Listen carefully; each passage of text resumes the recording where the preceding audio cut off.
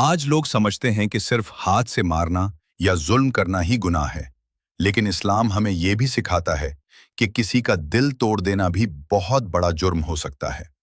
कभी माँ बाप की बेइज्जती, कभी बीवी या शौहर को रुलाना, कभी दोस्त को धोखा देना और कभी किसी गरीब को हकीर समझ लेना, ये सब दिल तोड़ने वाली बातें हैं।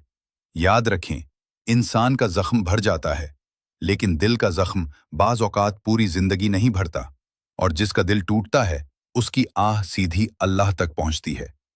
हजरत मोहम्मद सल्लल्लाहु अलैहि वसल्लम ने फरमाया कि मुसलमान वो है जिसकी जबान और हाथ से दूसरे मुसलमान महफूज रहें। सोचें, अगर हमारी जबान ही लोगों को रुलाने लगे तो हम कैसे मुसलमान हैं? कयामत के दिन न दौलत काम आएगी, न शोहरत। अगर किसी का दिल दिखाया होगा तो उसका हिसाब देना पड़ेगा। कई लोग नमाजें लेकर आएंगे, रोजे लेकर आएंगे, लेकिन लोगों के हुकूक मारने की वजह से सब नेकियां खत्म हो जाएंगी।